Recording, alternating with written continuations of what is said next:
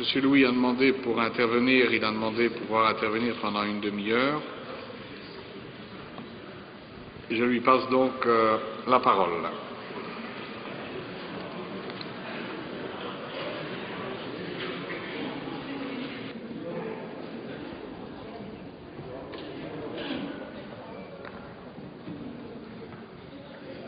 Merci, Monsieur le Président. Nous sommes aujourd'hui réunis pour procéder, au plus grand bonheur de certains, je n'en doute pas, à la levée de mon immunité parlementaire, suite à des poursuites judiciaires largement intentées à mon encontre sur des bases essentiellement politiques.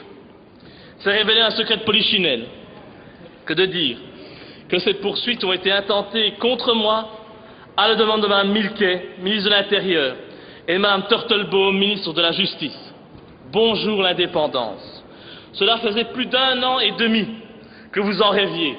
La justice a enfin décidé et répondu à vos attentes en demandant mon renvoi devant la Chambre du Conseil de Bruxelles le 21 janvier 2014 à 9 h. Et j'invite d'ailleurs tous les citoyens belges qui veulent me soutenir à venir nombreux à cette audience.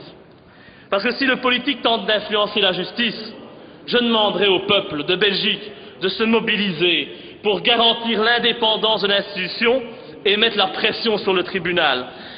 Et comme le règlement de la Chambre le prévoit, j'ai décidé de prendre la parole cet après-midi afin d'assurer ma défense, si on peut dire. Et en bon démocrate que vous êtes, j'imagine que vous aurez la décence de me laisser l'exprimer dans le calme et jusqu'au bout. Alors la première chose qu'on me reproche, c'est d'avoir recelé des pièces du dossier Dutroux et de l'avoir diffusé. Recelé, ça veut donc dire que le dossier a été volé. Ah bon, je ne savais pas. Le dossier Dutroux a été volé. Moi, j'ai lu ça nulle part. J'ai lu ça nulle part dans les journaux. Et donc, dois-je comprendre que l'État belge est incapable de protéger le dossier judiciaire le plus important des 20 dernières années? C'est possible, hein, vu qu'on a bien été capable de laisser Dutroux s'évader. Dans ce pays, tout est possible. Et c'est aussi comique d'oser parler de recel, alors que le dossier Dutroux a été jugé en 2004 en audience publique devant la cour d'assises d'Arlon. Je dois rappeler que ce dossier a dès lors été largement diffusé auprès des journalistes et des organes de presse afin d'alimenter leur gazette. Et nous savons tous aujourd'hui que tous les organes de presse sont en possession de ce dossier sensible. Mais allez, admettons, je veux bien vous faire plaisir, admettons que ce dossier que j'ai reçu d'un ancien parlementaire, un membre de l'ancien parti vivant, M. Albert Mailleux, et non d'un criminel, hein. Imaginons que ce dossier ait été volé. Pourriez-vous me dire pourquoi je suis le seul à être poursuivi pour en avoir eu quelques pièces en ma possession? Parce que j'ai fait des recherches et j'ai découvert que je n'étais pas le seul à détenir ces documents.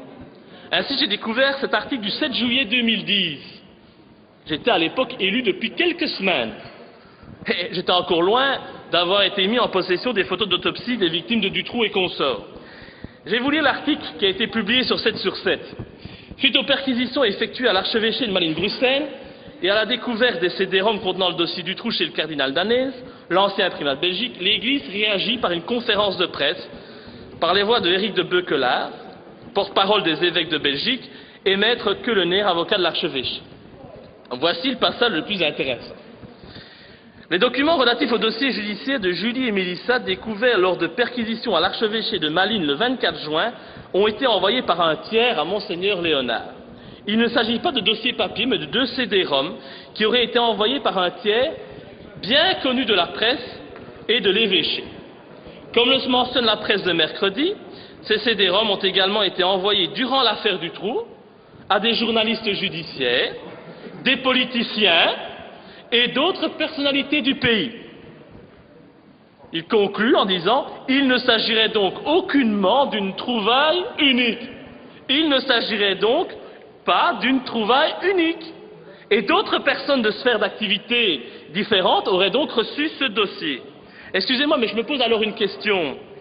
Pourquoi le parquet ne décide-t-il pas de poursuivre ces journalistes, ces politiciens, ces ecclésiastiques qui, tout comme moi, ont reçu ce dossier?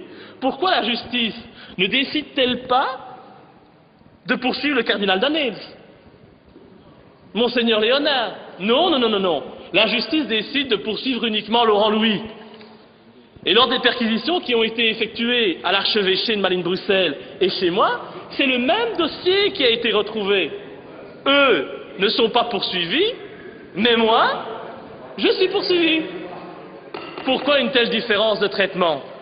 Pourquoi ne poursuit-on pas ceux qui ont diffusé ce dossier durant le procès du Trou? Pourquoi décide-t-on uniquement de me poursuivre, moi, pour avoir révélé aux Belges, qui voulaient bien l'entendre, la vérité sur le dossier du Trou? Pourquoi? Peut-être parce que je suis le seul parmi les personnes à avoir eu accès à ce dossier, à avoir osé dénoncer ce qui s'y trouve, les invraisemblances et les mensonges qu'on cache à l'opinion publique. C'est à celui qui a eu le courage de risquer sa vie pour la vérité, sa carrière pour la mémoire de ces pauvres enfants violés jusqu'à ce que mort s'en suive, qu'on s'en prend.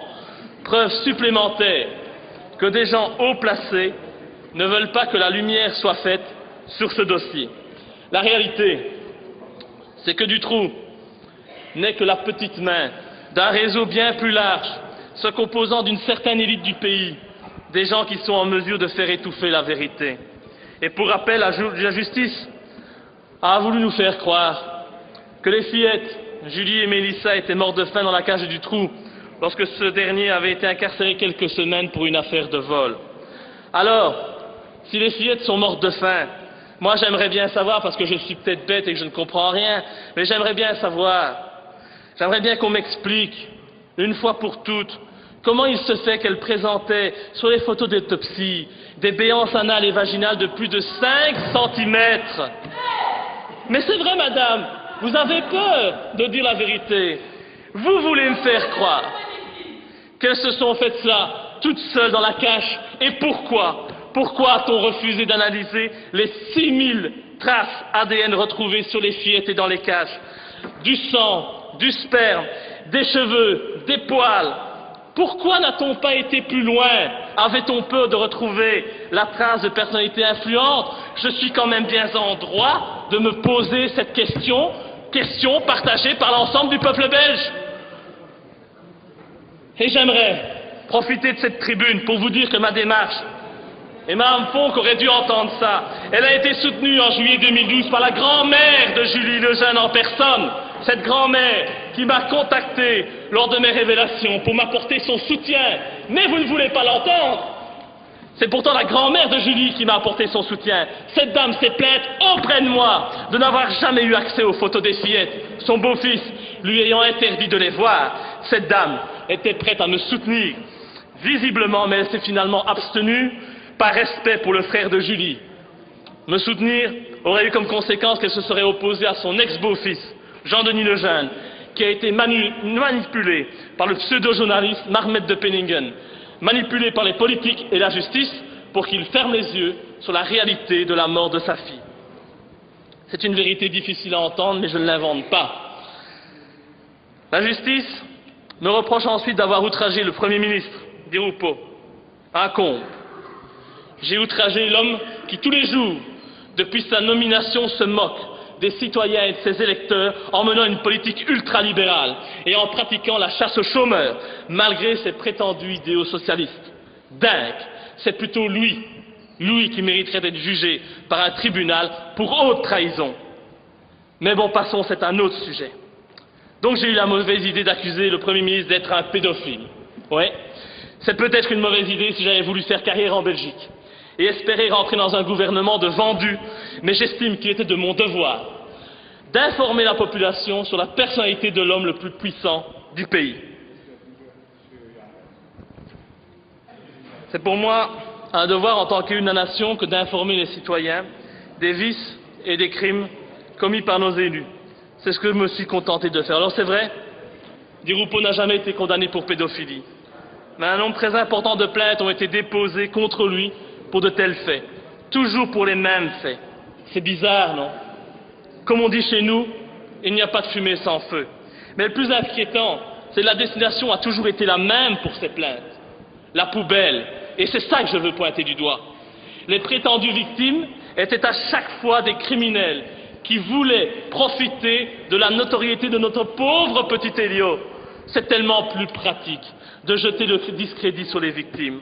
En plus, quand on fait cela 5-6 fois et qu'on tourne les victimes en ridicule, on évite que d'autres personnes aient encore le courage de dénoncer les faits dont ils sont victimes. Pourtant, des PV, il y en a eu, comme celui de la police de Namur, portant le numéro 12-852/98, dans lequel est auditionné Jean-Marie Rulens, client de la boîte La Brique à Liège, qui déclare que Di Rupo s'y amusait avec des jeunes de plus ou moins 14 ans et qu'il les payait 15 000 francs, 375 € pour des gâteries, fellations et sodomies. L'audition de ce Rulens contient de nombreux détails. Il n'y a rien de farfelu dans ses propos. Et je peux même vous dire que j'ai moi-même rencontré un de ces jeunes qui fut jadis victime des pulsions sexuelles de Di Rupo. Cet homme qui a été violé, je suis désolé, c'est dur à dire, violé par notre Premier ministre alors qu'il n'avait que 14 ans. Cet homme est démoli, il a été harcelé par le système pour qu'il se taise, tout a été fait pour qu'il se fasse passer pour un fou, et aujourd'hui, il a d'ailleurs été interné par la justice. Imaginez comme c'est pratique. Une note du parquet portant le numéro 37 66 11 75 28/96 indique aussi l'identité de 2 mineurs âgés de 13 et 14 ans. Ces jeunes confirment avoir eu des relations sexuelles avec Di Rupo. Un PV de la BSR de Wavre de 96 mentionne le témoignage de Madame Delnest qui s'inquiète auprès de la police de voir Di Rupo aller et venir avec des jeunes gens dans un immeuble voisin. La police n'effectuera aucune enquête de voisinage, malgré que d'autres voisins confirmèrent les dires de Madame Delnest. Un rapport de la Brigade nationale de gendarmerie du 9 octobre 96 insiste également sur les rapports spéciaux entre Di Rupo et de jeunes garçons. On y parle d'un jeune homme décrit comme le protégé de Di Rupo et qui a été retrouvé mort. Et les PV se poursuivent. Rapport de la BSR de Bruxelles, 3 décembre 96, qui relate des relations sexuelles entre Di Rupo et de jeunes garçons. Mais c'est clairement indiqué dans le PV. Vu la notoriété de Di Rupo, nous ne poursuivons pas. Est-ce qu'on doit accepter cela? PV de la police judiciaire de Bruxelles, portant le numéro 46-66-3 du 5 novembre 96, où le chauffeur de l'ancien ministre Graffé évoque des partouzes auxquelles participait Di Rupo. Le nom de Di Rupo apparaît encore dans une note confidentielle de M. Demanet, procureur général de Mons, et Marchandise, procureur du roi de Charleroi, daté de 96. Pourquoi? Parce que les coordonnées de Di Rupo figuraient dans le carnet d'adresse de Jean-Luc Finet. Et qui est ce monsieur? Il a été inculpé à l'époque pour détention de cassettes pédopornographiques. Tiens, comme c'est intéressant. Di Rupo a également eu un accident de voiture lorsqu'il était en compagnie d'un jeune garçon à Sarre-la-Buissière, à quelques mètres de la maison de Marc Dutroux. Mais comme par hasard. Mais moi, je suis désolé, je ne crois pas au hasard. Et il y a donc des PV, mais aussi de nombreux témoignages, un nombre impressionnant de témoignages, auxquels on n'a jamais donné le moindre crédit, même lorsqu'ils venaient de policiers assermentés. Ainsi, en août 1989, Di Rupo était à l'époque député européen. Eh bien, à l'époque, 2 policiers communaux surprennent Di Rupo en bordure du Grand Large à Mons. Et avec qui? Avec un gamin de 12 ans et un gamin de 13 ans dans sa voiture. Les gamins avaient le bas du corps dénudé. Ce n'est pas moi qui le dis, ce sont 2 policiers communaux assermentés qui ont eu la volonté de témoigner, mais leur hiérarchie communale les en a dissuadés. C'est ça le pays dans lequel on veut vivre. Alors de 2 choses l'une, soit Di Rupo est un homme persécuté, qui a de très nombreux ennemis, et l'on comprend mal comment cet homme a pu devenir Premier ministre, soit cet individu est un criminel qui profite de ses appuis et de ses fonctions pour violer impunément des enfants. Ce n'est pas à moi d'en décider. Et des éléments probants que je vous ai communiqués, on ne peut qu'avoir des doutes sur la véritable personnalité de Di Rupo. Des doutes encore plus importants quand on sait que dans une vidéo postée sur YouTube, Michel Nioul accuse sans détour Elio Di Rupo d'être pédophile lors d'une interview en caméra cachée accordée à des journalistes. Nioul, reconnu par les assises d'Arlon comme le chef de l'organisation criminelle Dutroux et compagnie, n'est-il pas bien placé pour se prononcer sur la question? Alors certes, je sais que la justice ne condamnera jamais Elio Di Rupo. Cet homme est au-dessus des lois. Les preuves, il fera tout pour les faire disparaître. Les victimes, il fera tout pour les faire taire. Avec ses amis de la justice et des médias, et il fera tourner les victimes en ridicule, comme on tente en permanence de me faire tourner en ridicule. On a d'ailleurs tenté de faire la même chose avec moi, en m'imposant de me soumettre, après mon inculpation pour recel du dossier Dutroux, à une expertise psychiatrique. Avez-vous déjà vu quelqu'un inculpé pour recel devoir subir une expertise psychiatrique? Et voilà comment on fait passer les adversaires des pédophiles des réseaux pour des fous. C'est tellement pratique. Mais si l'on me poursuit pour avoir traité Di Rupo de pédophile, dites-moi pourquoi on ne poursuit pas Michel Nioul pour avoir dit exactement la même chose, et la vidéo est toujours en ligne aujourd'hui sur YouTube. En sait-il de trop? Je vous pose la question. On me poursuit, troisièmement, pour avoir insulté un journaliste, que je n'ai pas peur d'appeler un journaliste véreux, qui m'a menacé à différentes reprises de me détruire médiatiquement si je m'attaquais au réseau pédophile et si je souhaitais reparler du dossier Dutroux. Ce journaliste, c'est Marc Meddepenningen, ce journaliste qui m'a humilié dans la presse, qui m'a insulté, ce journaliste qui est un grand ami de Michel Nioul et qui, comme par hasard, a toujours défendu dans ses articles depuis l'éclosion de l'affaire Dutroux la thèse de Dutroux prédateur isolé, comme par hasard. Trouvez-vous normal qu'un député soit menacé par un journaliste parce qu'il va trop loin dans certains de ses propos en commission quand on parle de l'intérêt d'enfants violés? Mais où va-t-on? Dans quel pays vivons-nous? On me reproche d'avoir diffusé une liste comprenant environ 500 noms de personnalités de l'élite politique, financière, juridique et franc-maçonne du pays qui auraient commis des actes de pédophilie. Une fois de plus, ce n'est pas moi qui suis l'auteur de cette liste. Tous les autres députés, normalement, ont reçu cette liste par mail. Un mail qui émanait de Mme Hemming Geveld, qui est aujourd'hui décédée d'un cancer généralisé, foudroyant, comme l'a été Albert Mailleux.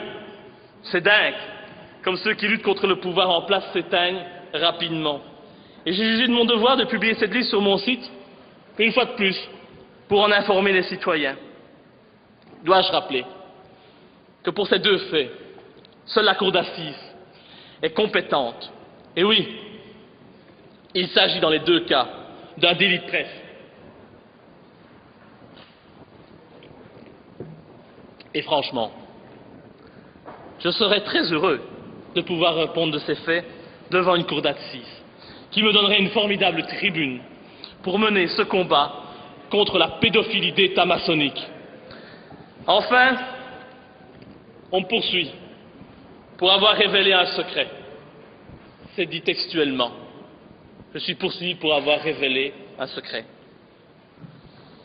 En l'espèce, d'avoir diffusé sur Internet le rapport d'autopsie de Julie et Mélissa sans avoir jamais, je vous le dis et je vous le jure devant cette assemblée, sans jamais avoir publié la moindre photo d'autopsie de ces pauvres enfants sur Internet.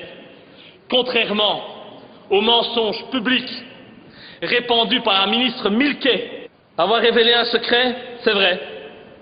J'ai révélé un secret et j'en suis fier. Car c'est pour la mémoire de ces petites Julie, Mélissa, Sabine, Laetitia, Anne, Eve, ces filles violées que j'ai mis en danger ma carrière et même ma vie. Car des menaces, j'en reçois. Des menaces déguisées, des menaces sur ma personne et mes proches, sans parler du harcèlement médiatique. Si je n'avais pas les nerfs que j'ai aujourd'hui et le moral que j'ai, il y a bien longtemps, je me serais suicidé, vu tout ce qu'on raconte sur moi, tous ces mensonges qu'on véhicule, que certains élus véhiculent. Des menaces sur ma personne, sur mes proches, des menaces sur tous ceux qui osent m'apporter du soutien. D'ailleurs, le fait que mes soutiens aujourd'hui ne puissent assister à la séance plénière, c'est encore une preuve supplémentaire des menaces et des pressions dont je suis victime.